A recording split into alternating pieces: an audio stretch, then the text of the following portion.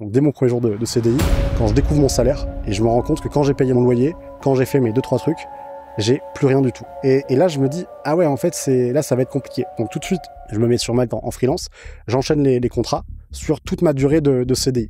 Et là, je rentre, je vais voir mon manager, et du coup, je donne la démission. Et voilà. L'été 2023, je passe mon été à créer une formation pour expliquer comment trouver ton premier client sur Malte, et je le lance en septembre-octobre. Je remplace en fait mon salaire de freelance avec ça, et c'est là où le début des problèmes commence. Et quelques mois après, j'ai un recommandé dans ma boîte aux lettres où du coup c'est l'URSSAF. Donc ça arrive à tout le monde malheureusement. C'est l'URSSAF pour me dire de venir à Montreuil. Sans le contrôle, sans cette mauvaise nouvelle de dingue, je pense que je l'aurais pas lancé. On est un freelance qui a une compétence, qui travaille avec des clients, qui passe à ok, je lance une boîte avec une vision qui est de former les futurs médias buyers. Derrière, on lance une communauté des médias buyers en France.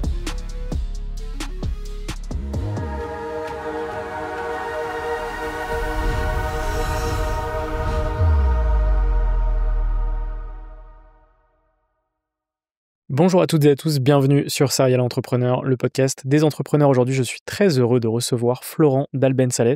Salut Florent, comment tu vas ? Ça, super, merci pour l'invitation François.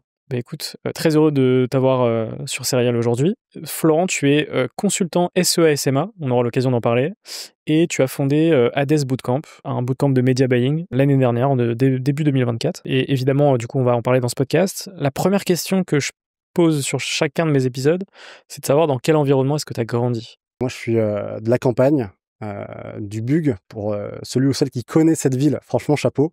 Petite ville, 2000 habitants, il y a très peu de Wi-Fi. Ambiance très rugby, potes, copains, voilà. Bac STG au rattrapage, donc pas le premier de la classe. Ambiance détente, hein, vraiment, c'était... je savais pas forcément si j'allais continuer, si le SEA... J'en avais aucune idée de ce que c'était. Bien sûr. Mais non, plutôt côté Plutôt village. chill. Ouais, exactement. Tu te souviens de tes premières passions ? Rugby, foot. Ouais. Rugby, foot, le samedi après-midi avec les collègues, le sud, hein, le sud-ouest. Voilà, puis après un peu les sorties, mais j'étais pas encore trop dans le côté business. Je vivais un petit peu ma vie, voilà, très tranquillement. On allait le dimanche voir les matchs, mais voilà, très très simplement. Et puis à cet âge-là, on visualise pas ce que c'est l'entrepreneuriat, etc. Enfin, c'est pas des choses. On sait absolument pas ce que c'est. Exactement. Le terme. La TVA, les SAS, Ouais. on en reparlera après, mais ouais. C'est clair. Comment est-ce que tu vis tes études après ? Donc je fais un bac STG, ça se passe bien. Là, je commence à comprendre qu'en fait, quand j'ai mon bac au rattrapage, quand je commence à postuler dans des écoles, en fait, je suis refusé de partout. Parce que du coup, tu vises des écoles de commerce, ils te demandent ES ou S, des bonnes notes, chose que j'avais pas forcément, et surtout que j'avais pas forcément anticipé avant, parce que tu fais ta première, ta terminale, t'es content, mais j'étais pas dans cet état d'esprit de vouloir avoir des bonnes notes. C'était vraiment très très détente, mais je comprends que là, en fait, là, les 2 années, on a bien rigolé. Par contre, maintenant, pour postuler, c'est un petit peu compliqué. Et je sens que... Et en plus, pour te dire, je fais la fac de psycho à Bordeaux. Bon, c'était vraiment dernier choix, parce qu'en fait, j'ai aucune école qui veut me prendre. Je fais la fac de psycho, ça dure 3 mois. Je dis à mes parents, là, c'est chaud, je vais arrêter. Donc, je reviens chez mes parents. Je fais un taf. À mon avis, je sais pas s'il y en a beaucoup qui ont fait ça. Je ramasse des asperges je sais, ça fait sourire, voilà. Pendant 2 mois, et là je découvre Job alimentaire. ouais, job alimentaire. Franchement, c'était je découvre on se lève à 6h du matin jusqu'à midi, et on prend une truelle et on ramasse des asperges pendant 3 mois. C'était très très très très chaud, pour gagner vraiment rien. Et j'entends parler d'un collègue à moi, pareil, qui avait fait le rugby, à peu près dans la même situation, qui me dit, tiens, il y a un BTS qui a ouvert à Périgueux, petite ville aussi à côté, et qui me dit, voilà, c'est un BTS privé, ils sont un peu plus cléments sur les dossiers, test.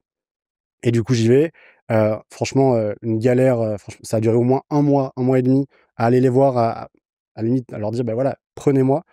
J'arrive à être pris, je fais mes 2 années de BTS, et là, en fait, en parlant avec, encore une fois, hein, avec l'entourage, les nouvelles rencontres, je vois qu'il faut continuer. Parce que je comprends que là, juste mon BTS, ce que j'apprends, les compétences que j'ai, pour les monétiser derrière, ça va pas suffire du tout. Donc toujours je garde cette idée d'école de commerce pour pouvoir après basculer sur aller à Paris, start-up, ce côté un peu là, avoir une expérience un petit peu cool, ça me faisait rêver.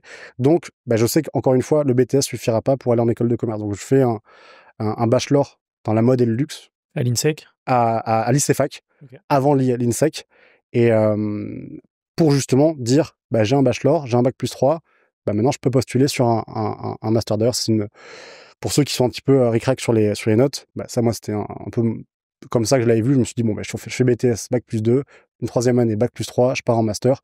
C'est ce que j'ai fait. Et après, INSEC, ouais, pendant 2 ans en master, ça s'est bien passé.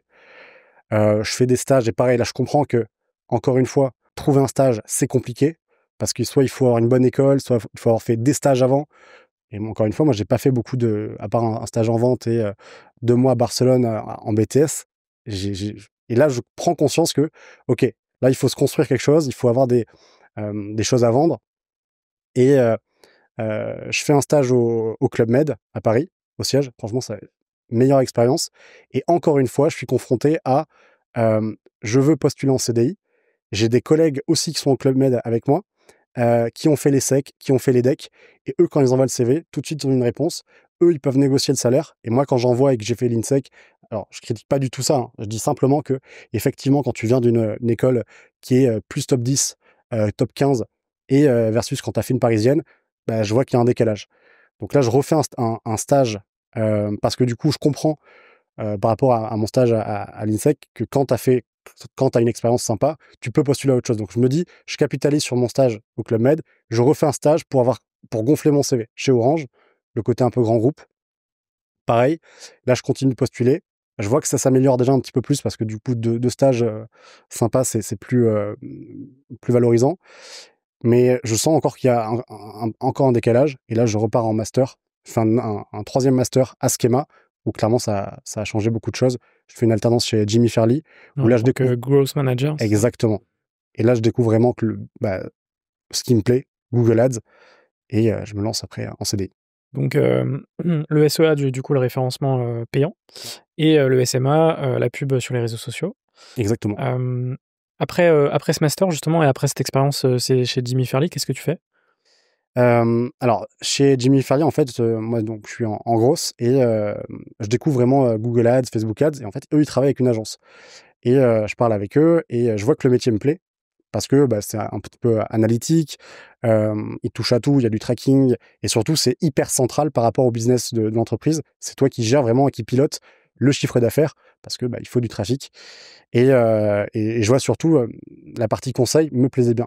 Donc, je me dis, je vais postuler dans une boîte de conseil. Je fais la connaissance, d'ailleurs, de quelqu'un que tu as interviewé ici, de Jérémy Poulu, très sympa d'ailleurs, et qui était mon prof à Schema. C'était ton prof? Exactement, OK, excellent. prof de Facebook Ads. Et, et son cours était vraiment cool. Son cours était vraiment cool. Et je me dis, ouais, en fait, c'est vraiment ça que je veux faire. Donc, je lui envoie un message, parce que déjà, je commençais un petit peu à avoir des clients en freelance. Et je me dis, mais il va jamais répondre. Il a donné cours à 800 personnes. Je lui envoie un message en plus le soir tard. Je lui dis, j'ai un client sur Facebook Ads, je sais pas trop le gérer, je l'ai pris. Est-ce que tu peux m'aider? Truc, rien à voir.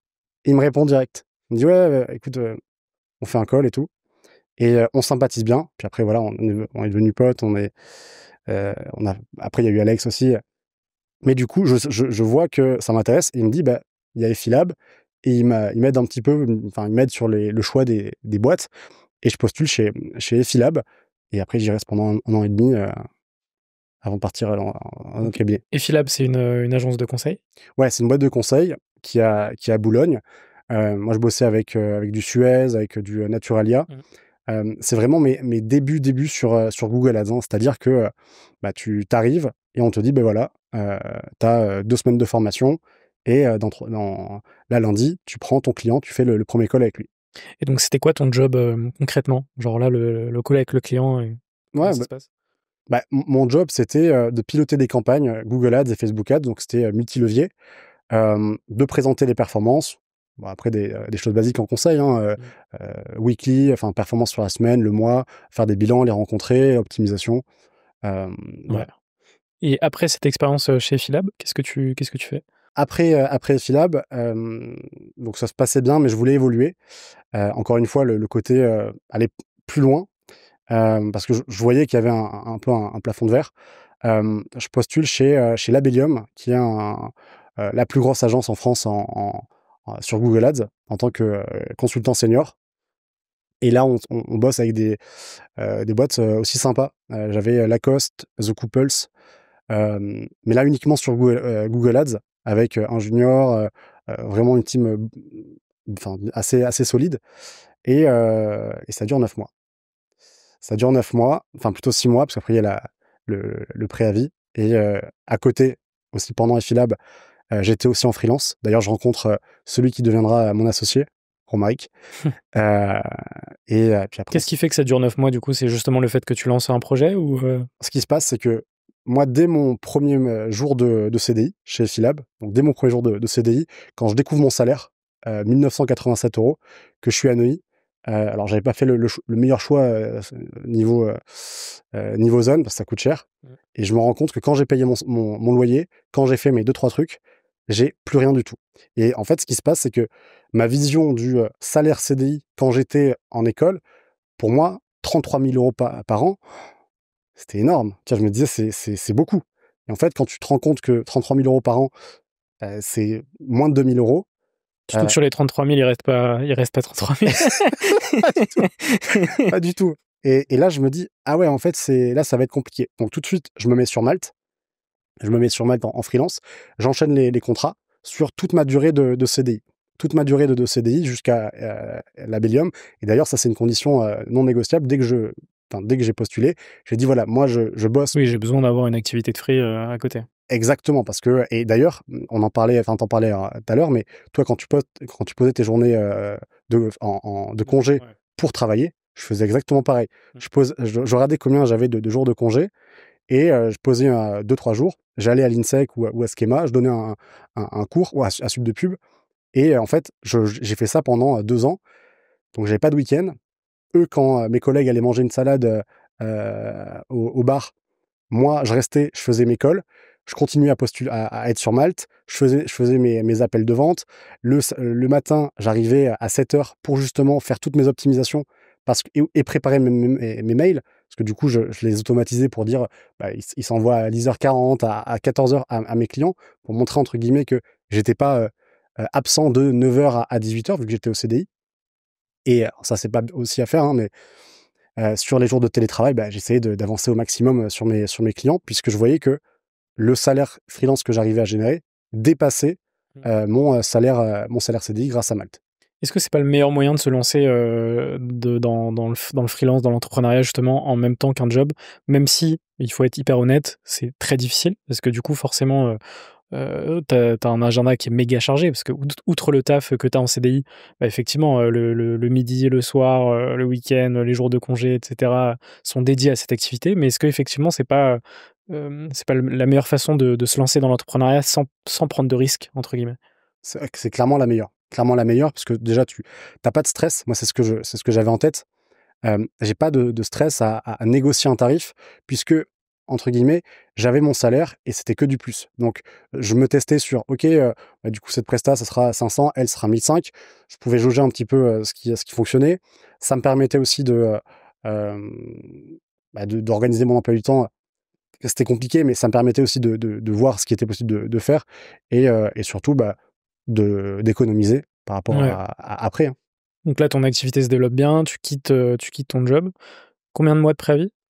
3 mois. 3 3 mois, mois, en fait, classique. ce qui se passe, c'est que ça fait 3 ans que je suis en CDI, que je suis aussi en freelance à côté.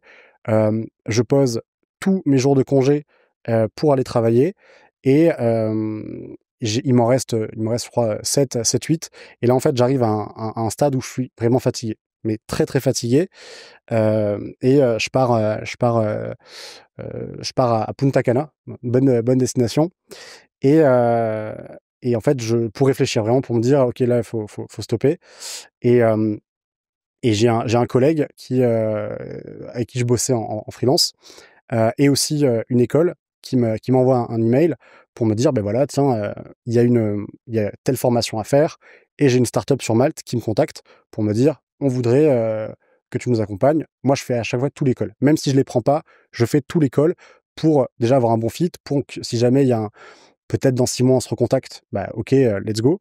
Et là, en fait, le salaire qu'ils me proposent dès le call, c'est un salaire que j'ai jamais vu. En fait, ils me disent, voilà, on a un budget, je sais pas, c'est 2500 euros, on peut aller jusqu'à là. Et en fait, 2500 euros sur des ads, c'est beaucoup. La moyenne, c'est 1000, 1005. J'avais déjà des clients. Et en fait, ce qui se passe, c'est que j'ai mon CDI, mes clients, une école qui veut que j'intervienne sur plusieurs mois et cette startup. Et là, je me dis, en fait, c'est soit je dis non à ça, ou soit je reviens là dans 2 jours au bureau pour m'embarquer sur quoi? Je suis à 2300 euros, donc j'ai pris 400 euros de gap sur le salaire. Je me dis, est-ce que vraiment, là, j'ai envie de dire non à tout ça? Parce qu'en fait, ma question, c'est à chaque fois, est-ce que j'arrive à me sécuriser assez de salaire pour vivre, hein? C'était ça vraiment le gros sujet. Quand tu fais la bascule de CDI à freelance, c'est est-ce que j'ai assez? Et là, je me dis, en fait, ouais, là, pour le coup, ça peut me sécuriser 4-5 mois. Donc, C'était 2005 par mois, la presta avec la startup, c'est ça? ouais, c'était 2005 par mois. Et puis l'école, en fait, moi, je voyais pas que le salaire de l'école. Je voyais aussi ce que ça pouvait t'apporter Bien sûr. quand tu te présentes, que tu dis que tu as fait Termes de réseau aussi. Exactement. Ouais. Et je parle de schéma, mais Jérémy, un tel, tout de suite, tu crées enfin, le réseau est hyper important. Et là, bah, je rentre, je vais voir mon manager et je lui dis on peut se parler. Il me dit c'est pour les campagnes. Je dis non, c'est pas pour les campagnes. Et du coup, je donne la démission et voilà. Et donc, quand t'as plus ton CDI, justement, est-ce que tu peux me raconter un peu ces premiers mois à 100% en free? Ouais, bah, le premier réflexe que j'ai, moi, c'est déjà, je veux surtout pas m'éparpiller et me dire ça va être chill. Même si, bon, après, voilà, c'était un petit peu plus détente, mais en tout cas, sur le premier jour de CDI, enfin, le premier jour après mon CDI, premier réflexe, c'est d'organiser ma semaine.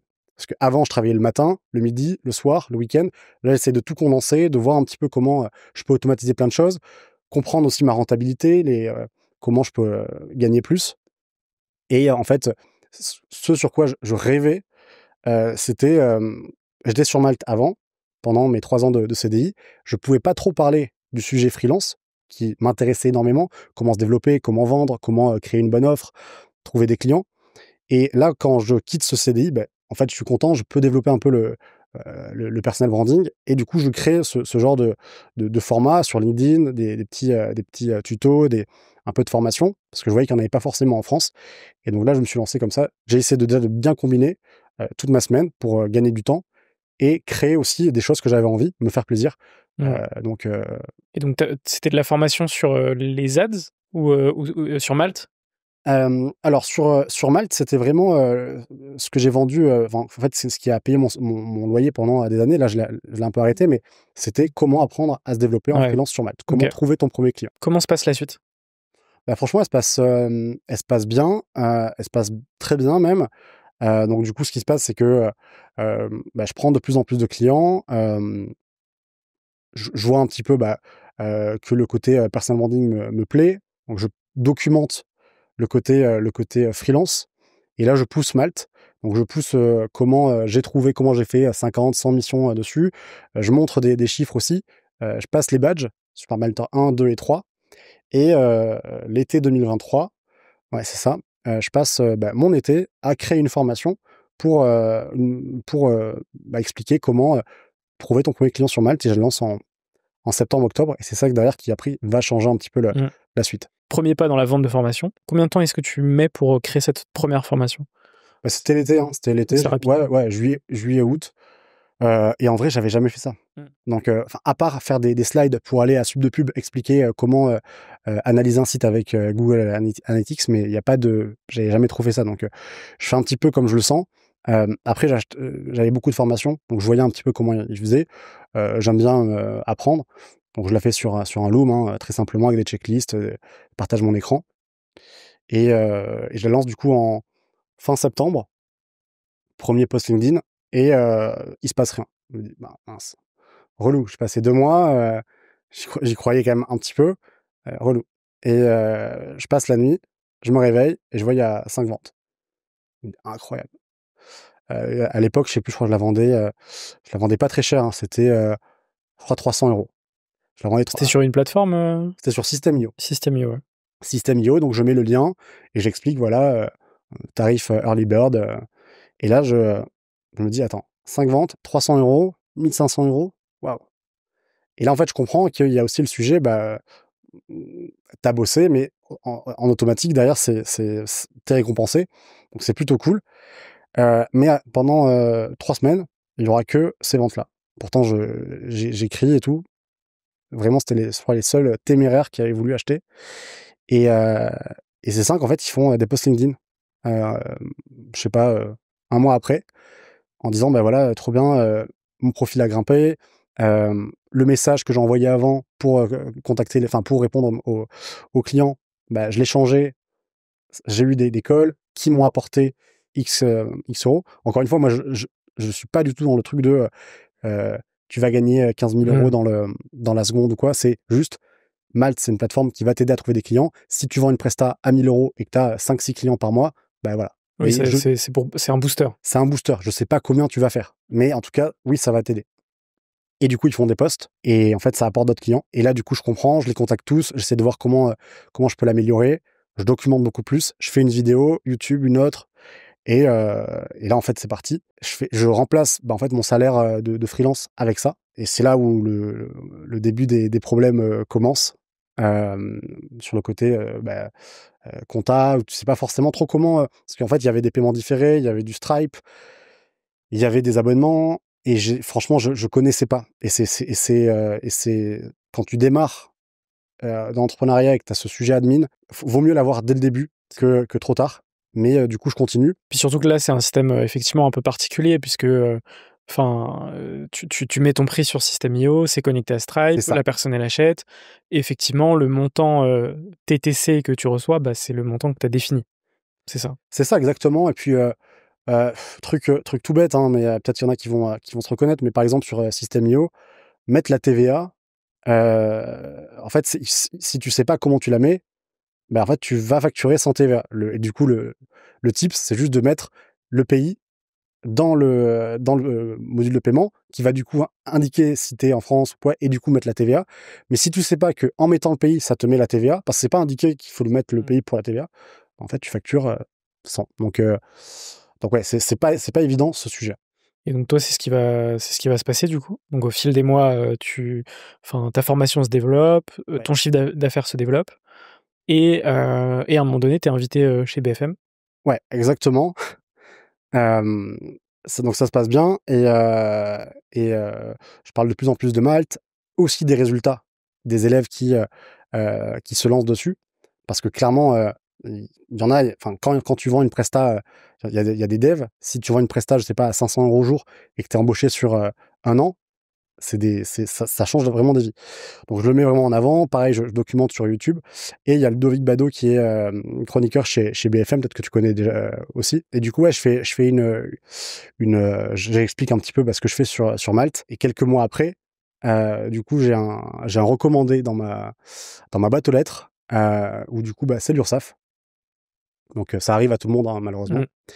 C'est l'URSSAF pour me dire de venir à Montreuil. Et ce qui est intéressant, c'est que sur plus de 160 épisodes, c'est un sujet dont on n'a jamais parlé.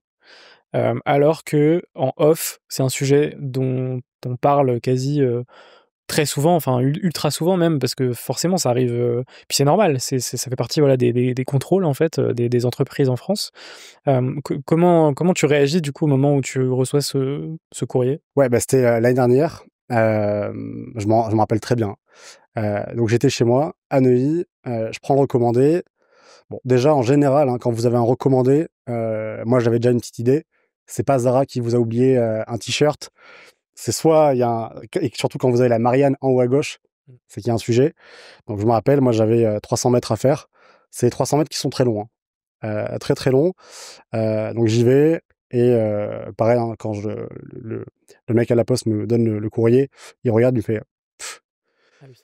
Donc tu sens que déjà c'est un petit peu chaud et tu ouvres et là tu vois, voilà, vous êtes invité, enfin pas invité, hein, c'est c'est pas une invitation. Euh, Vous devez vous présenter pour un contrôle.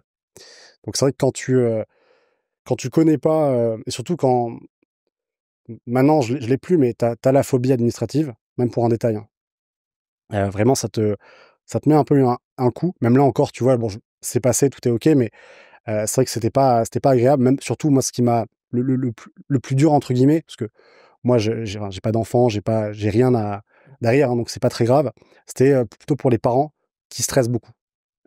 Qui stressent beaucoup pour toi parce que ils savent pas vraiment comment ça va se passer. Donc moi, c'est vrai que ça me peinait un petit peu. J'essaie de rassurer au maximum, hein, mais voilà. Après, ce qui était quand même cool, entre guillemets, c'est que la date où j'ai eu le courrier et la date où j'y suis allé était hyper court.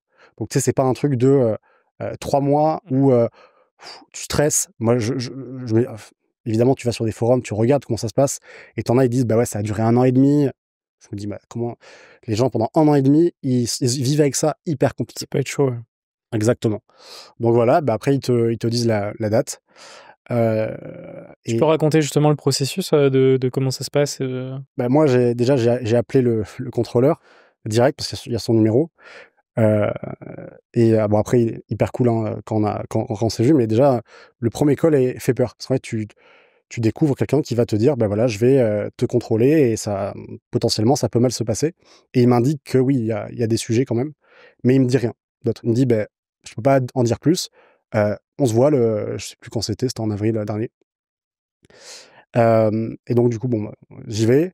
Moi, j'habite Neuilly, c'était à Montreuil, donc t'as, je sais pas, 3/4 d'heure de métro. T'as le temps de refaire ta vie complètement. Que des musiques, je switchais, je mettais des musiques tristes, des musiques pour te motiver. Et d'ailleurs, petite anecdote, t'arrives donc à Montreuil, je m'arrête dans un bar prendre un café, surtout pour trouver l'adresse. Donc je dis, vous connaissez le 22 rue, bon, je sais plus, Lagny ou un truc comme ça. Il me dit, l'URSSAF. Donc, tu sais, le mec devait déjà, ça devait être le point, Ils sont connus. exactement, ça devait être le point des gens qui viennent là. Et donc j'y vais. Et donc t'arrives dans enfin c'est comme une salle d'attente, hein, tout simplement. Et, euh, et là t'as tous ceux qui sont comme toi, hein, qui sont pas très bons avec les chiffres. Et on t'appelle. Et là il y a un truc, c'est vrai, qui est assez.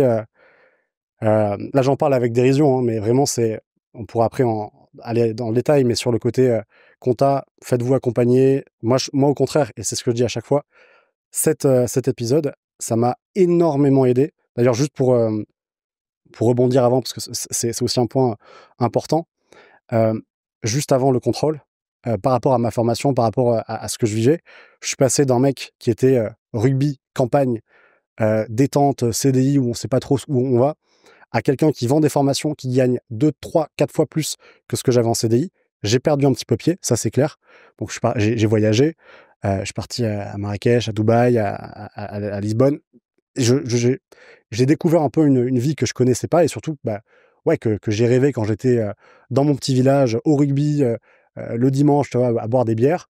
C'était pas du tout mon truc. Et enfin, c'était pas du tout mon truc le côté argent, bling et tout. Donc c'est vrai que j'ai voulu bah, découvrir ça. Et clairement, ça a été la pire erreur. Enfin, pas la pire, mais en tout cas, c'était un truc qui m'a aidé derrière. Et en même temps, tu étais obligé de la faire puisque quand t'as pas l'expérience de ça et que Exactement. forcément quand t'as pas d'éducation financière comme la majorité des gens en C'est fait, ça. bah forcément t'es obligé de te prendre le mur quoi. C'est vrai. Et ouais, en fait, personne m'avait dit, on peut dire, ouais, c'est les parents, tu peux te documenter. Mais quand Oui, t'es mais pas c'est pas dans. aussi simple parce que Bah, c'est ça. l'administration, la compta d'une boîte, Ben non, c'est pas inné. c'est ça. Et si tu te formes pas, ou alors si t'es pas accompagné, c'est surtout plus important d'être accompagné effectivement par les bons partenaires, que ce soit d'un point de vue comptable, facturation, bancaire, etc. Si t'es mal accompagné et que t'as personne autour de toi pour te dire bah il faut que tu sois accompagné, bah effectivement ça peut vite être compliqué. C'est ça. Moi, j'ai des collègues, tu vois, enfin, j'ai des potes maintenant à Paris qui ont. Bah, maintenant, en fait, j'ai changé vraiment de relation. Enfin, pas de relation, mais en tout cas, j'essaie de choisir et d'avoir plutôt des gens avec qui je suis bien, où on a les mêmes centres d'intérêt et les mêmes visions. Parfois, c'est des gens de bonne famille, de très bonne famille. En fait, tout de suite, je vois la différence quand ils te disent, ah, ben, tu te souviens quand je t'avais ouvert ton compte bancaire et machin, et que je t'avais expliqué. Ils sont déjà dedans, tu vois? Donc ils connaissent, ils savent que il y en a même parfois, on leur donne une société, tu vois? À tes 18 ans, tu vas être tiens, tu vas être avec moi sur la direction. J'avais aucune idée. Moi, à 18 ans, je ramassais des asperges, tu vois? Ouais. Donc je connaissais pas tout ça. Et en fait, ce qui se passe, c'est que sur cette période de formation, ça dure peut-être, ouais, de septembre à mars, je fais tout ce qu'il faut pas faire. C'est-à-dire, la compta, je fais un peu un blocus dessus, je prends 10 kilos, j'ai pas des bonnes relations, je voyage avec des gens voilà, où c'est cool, mais c'est vraiment côté soirée. Je délaisse un petit peu le côté client et ouais, on n'est plus dans ce que je voulais ce que je rêvais au début. Je bascule sur ce qui me faisait envie et en fait, ce qui se passe, c'est que cette lettre, clairement, a été le meilleur truc pour moi parce que et après je repartirai sur l'URSSAF, mais j'arrête l'alcool, je me mets au sport, je perds 10 kilos. Là, je suis à 78. Bravo. J'étais à 88 l'année dernière. Mmh. Je coupe toutes mes mauvaises relations. Évidemment, je perds pas mal d'argent et je relance une boîte avec où on pourra en reparler. Exactement. Voilà. Donc en fait, ça a été vraiment le meilleur truc. Gros déclencheur et c'est là où tu comprends que c'est que t'as fait le con. Ouais. Et du coup, on revient justement à Ouais. l'URSSAF avant de parler de Hades. C'est vraiment un moment qui marque, hein, clairement. Donc dans une salle d'attente, il y a 4-5 mecs avec toi, évidemment, enfin voilà, qui sont là, qui attendent comme toi. Dès qu'on appelle ton prénom, enfin dès qu'il y en a un qui s'est appelé, c'est un peu risible, hein, mais il y a une expression qui se lit, c'est tout le monde va te faire ça, Ok. en mode force. Donc il t'accompagne dans une petite pièce, tu te mets dans une salle, déjà t'es au parfum directement, derrière lui, il y a un poster avec marqué frauder, c'est voler. Voilà. Donc Ça annonce la couleur. voilà, tu sais que t'es pas chez le médecin et surtout, c'est une procédure que tu connais pas. Moi, j'y suis allé vraiment. J'admets, je sais que j'ai pas été hyper bon sur la compta et même ça peut te faire peur parce que t'as le côté un peu procédure. Monsieur Dalbensales, entendez-vous, parlez-vous, comprenez-vous le français? Oui, il Ah note. oui, ok. Voilà. Donc il me pose deux trois questions et tout de suite je dis bah oui, ça négligence, oui, oui. Et le mec hyper sympa. Sébastien, voilà, qui passe le bonjour. D'ailleurs, bah, ce que je te disais, il a commenté un post LinkedIn par rapport à Hades. Puis généralement, surtout sur des premières fois, entre guillemets, ils sont assez pédagogues de ce que j'ai pu C'est ça, entendre sur des retours d'expérience. exactement. Donc en gros, ce qui se passe, pour ceux qui ne connaissent pas, quand vous faites contrôler et redresser, du coup, il y a ce que vous n'avez pas déclaré, plus des pénalités. Et voilà. Donc moi, il a été vraiment clément. J'avais peur un petit peu au début quand même. Il a été super clément, hyper cool. Je pense, en fait, tu sais pas comment ça se passe parce que tu as beaucoup d'a priori dessus. Ce que tu as vu à la télé sur W9, tu vois, des reportages où les mecs ils prennent. Tu sais pas, tu vois. Moi, en plus, encore une fois, je suis hyper détente. Moi, je viens de la campagne. Le truc, on connaît pas, quoi. Enfin, je dis pas que les mecs de la campagne on connaît pas, mais c'était vraiment nouveau. Donc hyper sympa, il prend même une demi-heure avec moi à la fin pour me dire: «Bah écoute, ça plutôt fait de cette manière, prends telle boîte, attention quand tu fais ce type de prestation». Le mec hyper sympa. Bon, la note est quand même salée, il y avait des choses vraiment que j'avais loupées, mais il me met pas du tout le max, donc ça c'était cool. Parce qu'il voit en fait que je suis pas là du tout pour, Oui, c'est de la maladresse. C'est pour ça que le mot fraude, il est fort. Parce qu'il y ouais, a, il y a, enfin, il y a de la fraude volontaire et de jouer avec le système, etc. c'est ça. Et il y a maladresse slash phobie administrative, etc. aussi. Exactement et puis surtout il y a un truc moi qui au début c'est, il me pose des questions. Ça, c'était quoi? C'était à déclarer, pas à déclarer? Non, ça, c'est moi, c'était négligence. Deuxième fois, ça, c'était quoi? Pareil, et ça, OK. Il dit: «Bon, on va pas épiloguer». Enfin, il voyait que j'étais pas là à dire: «Non, ça, c'est mon cousin». Non, je dis: «Ça, OK». Et je sais que j'ai pas été bon. Comment ça se passe la suite? Parfois, tu as 2-3 rendez-vous, ça dure sur longtemps. Il me dit: «On fait un rendez-vous, tiens, et comment tu veux faire? On paye en échelon, machin, OK». Et voilà. Bon, j'en sors un petit peu, t'es plus léger. Ma mère, en plus, a été très stressée, de tout se rassurer. J'ai même, alors, pour pas qu'elle soit, enfin, en folie, j'ai même minimisé l'amende que j'avais eue pour pas qu'elle se dise: «Ah putain», voilà. Donc, voilà, j'ai dit: «Bon, bah, j'ai tant. Ah OK, ça va, c'est cool, OK». D'ailleurs, je l'ai même invité après, dans un très bon resto à côté de Neuilly, à la Grande Cascade, peut-être que tu connais. Excellent restaurant pour lui dire: «Bah, voilà, tu vois, tout se passe bien», alors que je savais que le compte allait être vidé, complet, mais je me disais: «Bon, bah, OK, ouais». C'est, quand je suis allé au resto, c'était plus pour me dire: «OK, donc là, pendant 6 mois, tu as fait n'importe quoi, tu vas perdre pas mal d'argent, refocus-toi sur, ce qui est important». Et en fait, surtout de voir que pendant cette période, il y a eu deux trois potes qui ont été là, après j'en ai pas trop parlé aussi, mais quand t'en parles et que tu vois vraiment qui est là, qui t'aide, la famille, les potes, et tout ce que tu avais fait avant avec les autres, qui étaient les soirées, les voyages. C'est Et là que tu vois la vraie valeur de ton entourage aussi. exactement, exactement. Et là, tu prends conscience qu'en fait, c'est pas du tout dans ça où tu veux aller. Et surtout, ça rend pas fier. Ça rend pas fier, que ce soit toi, les proches, la famille. Et là, je me dis, ok, donc là, on va switcher complètement. J'avais plus beaucoup d'argent hein, parce que du coup, ça m'a vidé.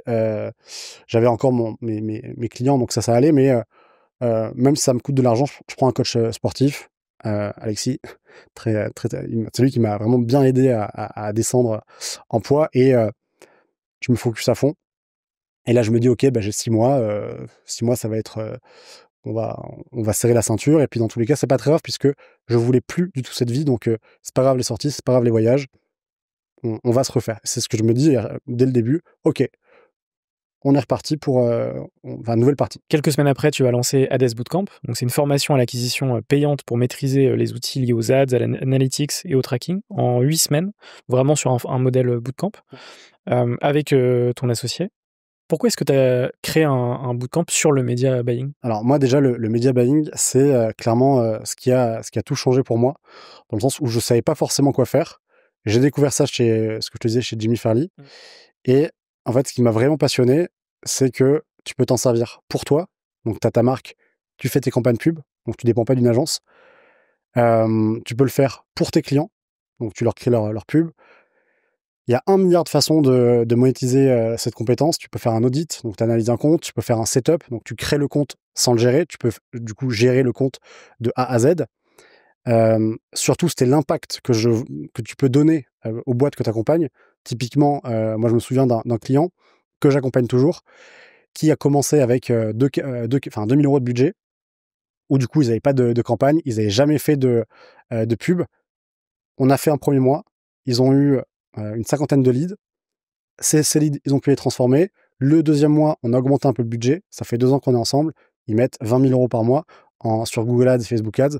La boîte a complètement explosé. Et en fait, ce qui est, je trouve, magique avec c'est pas magique, mais ce que je trouve qui est super, c'est que c'est un accélérateur, que ce soit de carrière, de performance. Tu as des boîtes, aujourd'hui, quand elles lèvent, elles vont mettre un budget ads qui est démentiel. Et alors, évidemment, quand c'est bien fait, ça peut tout changer. Tu peux vraiment faire beaucoup plus de chiffres. En fait, ce qui est aussi bien avec, si on part sur le côté freelance, tu peux faire ça de chez toi. T'as pas besoin d'avoir un bureau. Un ordi, une Wi-Fi, ça suffit. Tu peux te former sur plein d'outils, Google, Facebook. Tu peux rajouter aussi d'autres compétences. Le tracking, l'analytics, c'est hyper varié, hyper vaste. Et l'autre point qui est quand même aussi super important, et moi qui me faisait peur quand j'étais en freelance, c'est de plus avoir d'argent pour payer mon loyer, pour payer plein de choses. Aujourd'hui, avec le media buying, ce qui est incroyable, c'est que si ça se passe bien, admettons on bosse ensemble, tu me dis, tiens, gère les campagnes pour Tête de Tigre. Si je fais un bon mois, que tu as, je sais pas moi, 10 leads, que tu arrives à les transformer, en fait, on va rester ensemble puisque le rôle du media buyer, c'est de gérer tes publicités. Donc en fait, tu as un côté qui est récurrent et moi, c'est ça qui j'avais trouvé ça dingue sur le business model, c'est que toutes les À partir du moment où ça fonctionne, ça continue, quoi. c'est ça. Moi, en fait, quand j'étais en agence, c'est ça qui m'a fait le déclic, c'est de me dire, attends, là, ça fait 1 an et demi que je travaille avec le même client et c'est facturé 1 500, 2 000 euros. J'ai 5 clients qui me donnent à moi en conseil. Et c'est ça qui m'a fait le déclic de me dire, ok, en fait, si je me mets en freelance, que je prends ces 5 clients, t'as un revenu qui est récurrent et qui est incroyable comparé à un designer où tu fais un logo, le mois d'après, il faut trouver un autre Bien client. sûr, ouais, c'est pas du tout la même typologie de prestation de service. C'est ça. Et tu as vraiment ce côté changement en media buying, que ce soit pour toi, pour lancer tes campagnes, pour ton projet perso. Aujourd'hui, n'importe quel business, tu vas avoir une pizzeria, tu vas avoir un mec qui a un SaaS, n'importe qui a besoin de publicité pour trouver des clients. Et tu peux soit te reconvertir, soit partir en CDI, soit te lancer en freelance, soit vendre aussi ce type de prestat. Ouais, il y a plein d'options possibles. Ouais, vraiment, moi, je trouve que c'est le meilleur domaine, en tout cas, enfin, celui qui me correspond le plus et qui correspond à tous les problèmes que tu peux avoir quand tu es en freelance. Argent, liberté, pour te former, tu peux aller, les plateformes changent très vite, donc tu as simplement à te former sur 3-4 mois, 6 mois sur une plateforme et tu t'es au niveau, parce que du coup, si tu fais rien, bah, tu t'es plus à jour. Donc clairement, c'est ça qui m'a donné envie, et de le retransmettre du coup à tous ceux qui veulent se lancer, ou en tout cas qui hésitent. Et c'était plus d'ouvrir un peu une porte à je veux me lancer en freelance avec un métier, mais je sais pas trop lequel. Ouais. J'essaye de montrer que celui-ci, en tout cas, alors je dis pas, il y en a plein d'autres, hein, évidemment, il n'y a pas que ça, mais c'est un super axe. Trop cool. Est-ce que tu veux me parler justement de la création de ce bootcamp et qu'est-ce qui t'a donné envie de créer ce bootcamp? Alors déjà, il y a plusieurs choses. Le premier truc, c'est que quand j'étais en CDI chez Philab, je donnais des cours dans un bootcamp qui s'appelle DataBird, et j'avais trouvé vraiment le format incroyable, intensif, le présentiel, même l'expérience en tant que formateur, ou même des fondateurs qui prenaient les profs, comment tu crées la formation, comment tout le global, ça m'a vraiment intéressé. Hem et en étant, en agence, je voulais aussi le faire, mais du coup sur le côté, ads, et il y avait vraiment aucun bootcamp, enfin ça n'existait pas, en France, et à chaque fois je repoussais. À chaque fois, et j'ai encore des messages sur WhatsApp de plein de collègues quand on était chez Philab: «Viens, on lance un bootcamp». OK. On faisait la page sur Webflow, mais on lançait pas. Parce que, bah, honnêtement, ça a pris énormément de temps à lancer, trouver les profs, faire les contenus. Parce que c'est un taf énorme. C Enfin, Ouais, même, le côté admin, devenir, OF, organisme de formation, ouais, le Calliope, le CPF là bientôt qui arrive, c'est paperasse de dingue. ouais, Et du coup, ouais, donc dès que j'ai le contrôle, en gros, ce qui se passe, c'est que, je me dis, «En fait, là, j'ai plus rien à perdre du tout, quoi». Donc tous les projets que je voulais faire, en ayant vu que, bah, tout ce que j'avais fait avant, bah, tout ce que j'avais pu économiser, bah, c'était un peu parti. En tout cas, pas économiser parce que je le devais, donc c'était OK, tu vois? Il y avait pas de sujet là-dessus. Je me dis: «Beh, là, on peut, après ça, qu'est-ce qui peut m'arriver de pire, quoi?» Tu vois? OK, on s'en fout, même si on tente une boîte, et que ça marche pas, c'est pas grave. Donc on est, avec Romaric, on boit un verre, en terrasse, et je dis: «Bon, bah, là, voilà, il m'est arrivé ça, par contre, je suis vraiment chaud. Là, faut qu'on lance une boîte. Le bootcamp, ça me chauffe. Si t'es OK, demain, on dépose les statuts. Comme ça, au moins, c'est fait et on est engagé». Il dit: «OK». Donc là, on va sur Legal Place, Mmh. SAS, on savait absolument pas ce que c'était, et puis on dépose les statuts.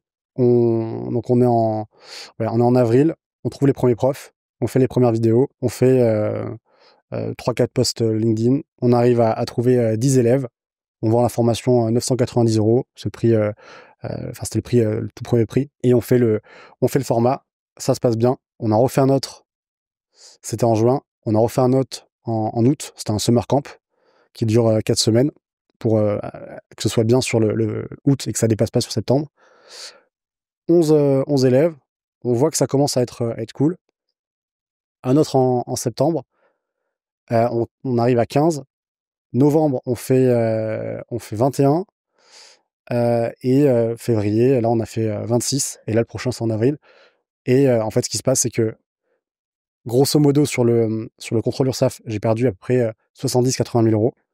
Et là, en moins de 10 mois, on a fait à peu près 150 000 € Mmh. sur le bootcamp.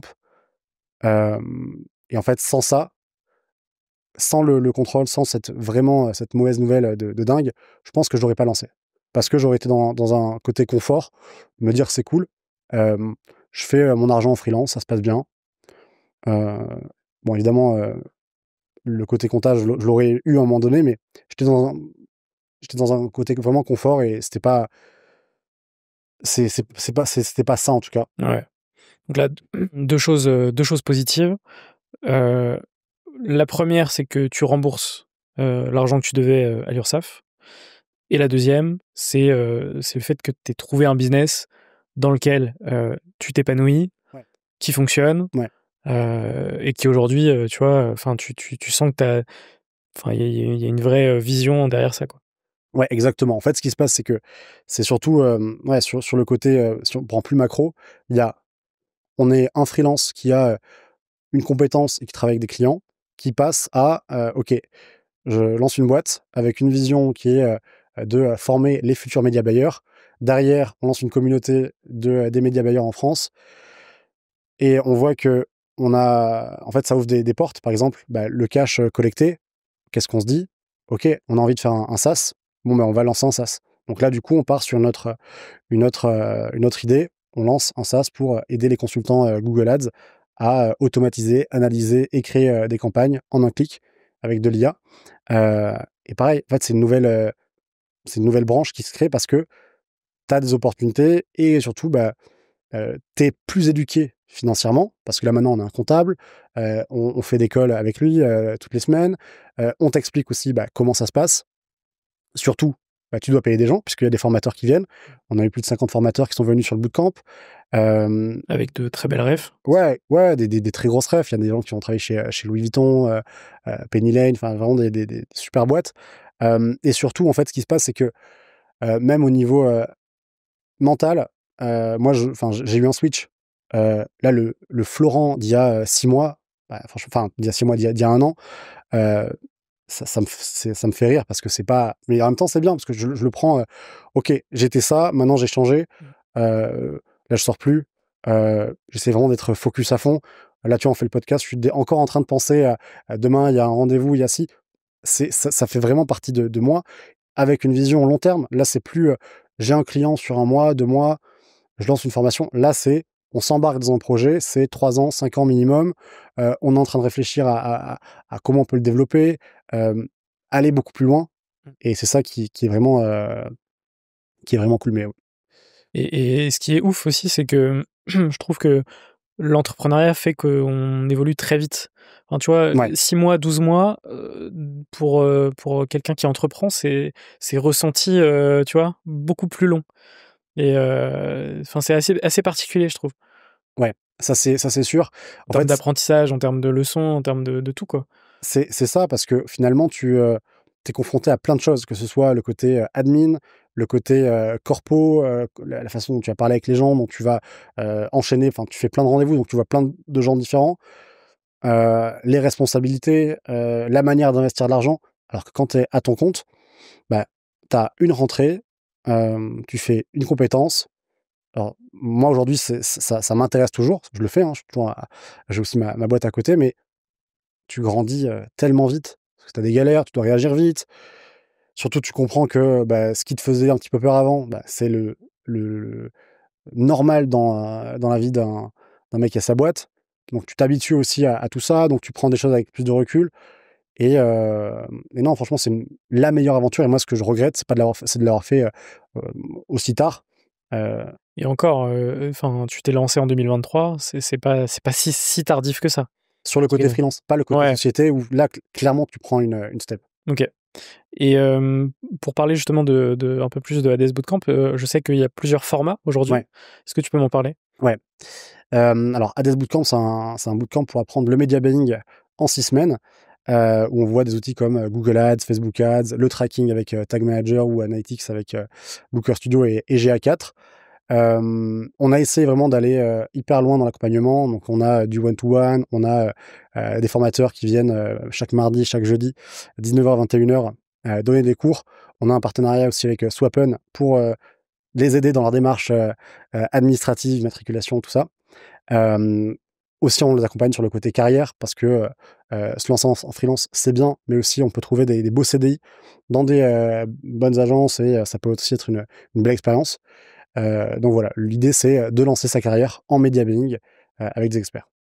Et aujourd'hui, c'est quoi un peu les chiffres? Ouais, là ça va faire 11 mois.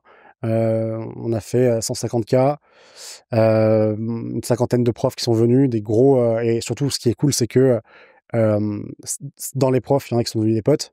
Et c'est là où tu vois que bah, LinkedIn, tout ça, c'est vraiment un super réseau. Tu fais un petit message, le mec il vient, Mmh. tu sympathises, tu vas boire un verre avec lui après. Il crée aussi un autre module pour toi. Et c'est là où vraiment le côté entrepreneuriat prend tout son sens, c'est que bah, tu rentres dans un nouveau monde. Ouais.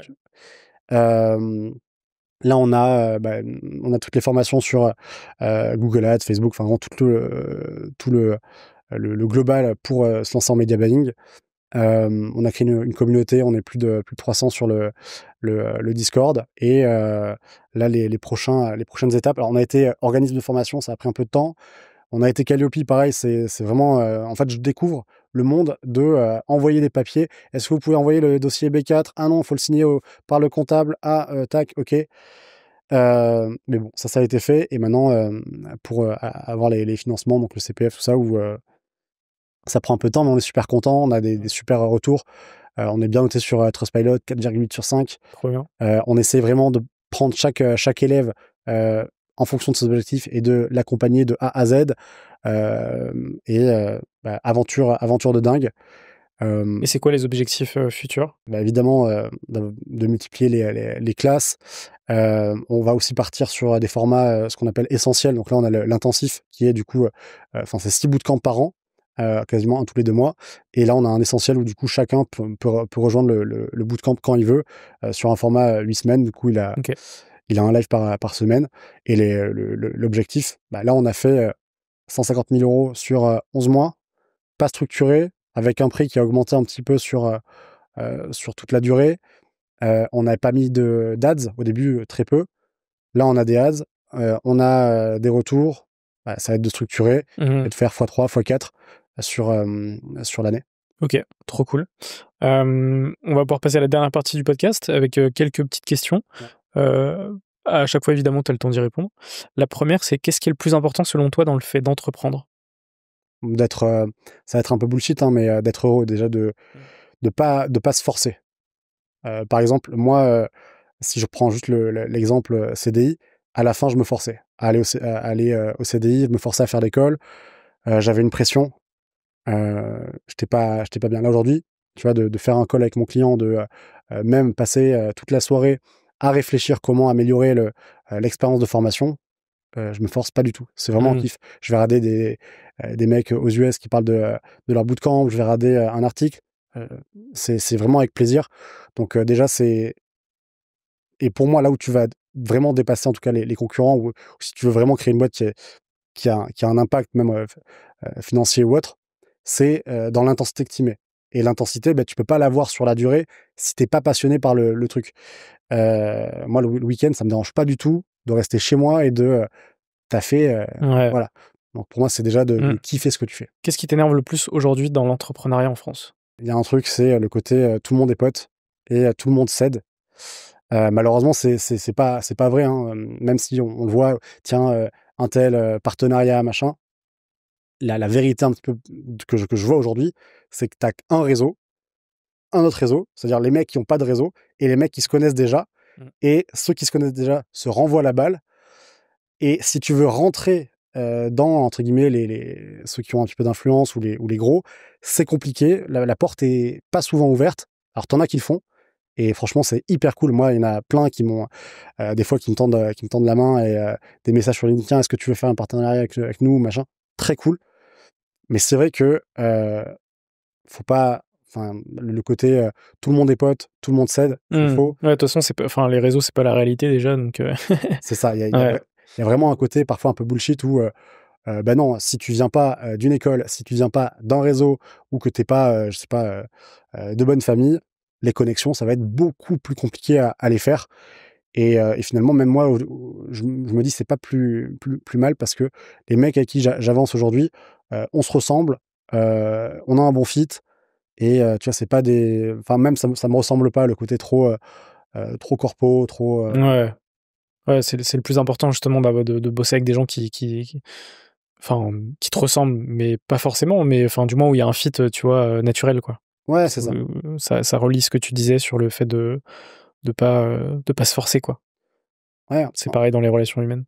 C'est ça, et puis derrière, ça fit bien, et puis tu peux faire plus de projets avec eux. Mais ouais, le côté tout le monde est pote, on va s'aider, non.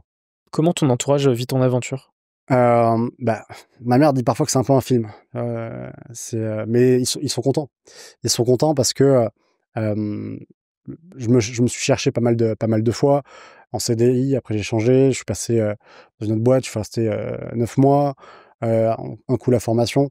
Mais ils sont contents tant qu'en fait, ils voient que je suis bien, et même, truc tout bête, mais physiquement, quand tu passes je sais pas moi, tu manges mal, tu fais pas de sport, t'as pas des bonnes relations, et tu passes à j'arrête l'alcool, j'ai un coach, dans ma tête ça va bien, tout est clean. bah, ils sont super contents. Donc, Ouais. et même surtout, ils le voient. Ils le voient par rapport aux chiffres, ce que je montre. Ça les intéresse aussi de savoir si c'est rentable, tout ça. Donc non, ils sont contents. Ils sont contents pour moi et même au niveau des relations. J'ai essayé de cuter le maximum qui m'apportait pas. Ouais, trop bien. Qu'est-ce que tu fais pour aller mieux? Alors ça, c'est Alex, que tu as eu aussi, Le boss. Alex le boss. Il avait dit un truc, on avait fait un podcast ensemble il y a 2-3 ans, et il disait en gros, moi, le sport, c'est l'essence vraiment de tout ce qui va aller dans ma vie. En gros, si tu fais pas si tu fais du Mmh. sport, tu es en forme, donc tu travailles mieux, donc tu as de bonnes relations, donc tu parles bien, donc tu es plus productif. Qu'est-ce que je fais pour aller mieux? Maintenant, je fais du sport. Je fais du sport et ça m'aide beaucoup. C'est marrant parce qu'il y a 2 jours, j'ai fait un podcast avec, l'auteur d'un livre qui s'appelle Emily Steinbach et qui a sorti un livre qui cartonne, numéro 1 des ventes sur Amazon qui s'appelle Votre santé optimisée et elle dit qu'il y a 3 piliers, dans la vie, tu vois? Genre tu le sport, t'as l'alimentation et t'as aussi le sommeil et à partir du moment où t'as ces 3 piliers, le reste, en fait, peut aller très bien, quoi. Hem, c'est quoi ton plus grand rêve?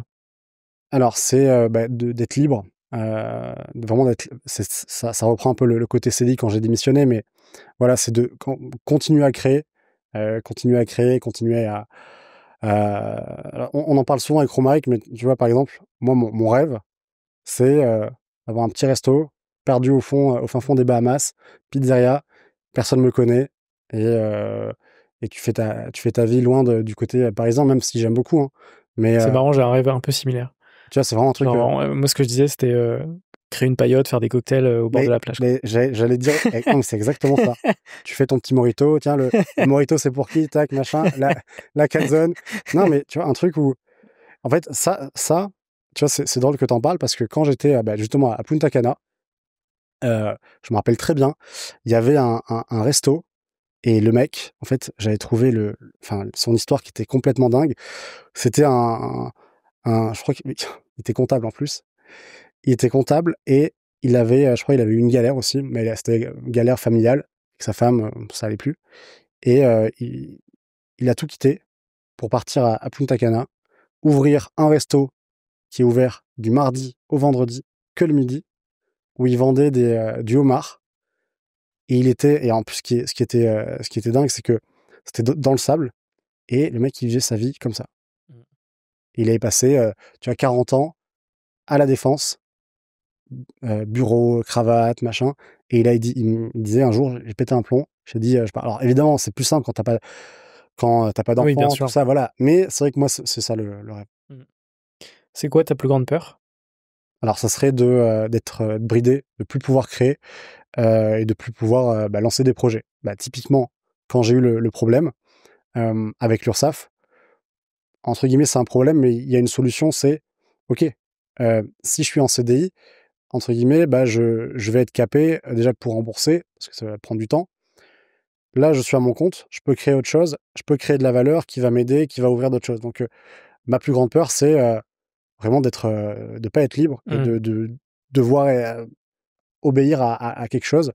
Alors, t'obéis toujours sur les lois, tout ça, les clients, mais de plus pouvoir créer, ça, c'est vraiment le truc. Ouais. Est-ce que tu as une ou un entrepreneur à me conseiller pour un futur épisode? Euh, ouais, Manoa, peut-être que tu connais. Ça me Manoa dit quelque chose. Labranche. Qui a une plateforme de contenu pour adultes, assez client, mais hyper, hyper solide niveau business et je pense que ça pourrait bien fitter. OK, je me note, la reco et dernière question que je pose sur la totalité de mes épisodes, c'est quoi pour toi une ou un entrepreneur? Bah, toujours, créer et enfin, créer sans s'arrêter. Ce seront les mots de la fin. Merci beaucoup Florent, j'espère que ça t'a plu. Yes, hyper cool. Merci beaucoup pour l'invitation. Avec plaisir, merci, à toi aussi qui nous a regardé et écouté, j'espère que ça t'a plu aussi. On mettra tous tes liens en description, évidemment Hades Bootcamp aussi, si vous voulez vous former au media buying. Vous savez qu'il y a un bootcamp, qui est canon et qui est dispo. Et qu'est-ce qu'on peut te souhaiter pour la suite? Bah, déjà une bonne, comptabilité, très important. Non et puis, être heureux, continuer à lancer des projets, garder le rythme au sport. Parce que là, je me suis pesé ce matin, j'étais à 79 petits kilos en trop. Mais non, voilà, continuer à être heureux, à être bien, à être focus et pas lâcher, parce que c'est vraiment ça, encore une fois, c'est l'intensité que tu mets sur tes projets. Ok, bah c'est tout ce qu'on te souhaite. Merci beaucoup, Florent. Merci beaucoup à toi, François.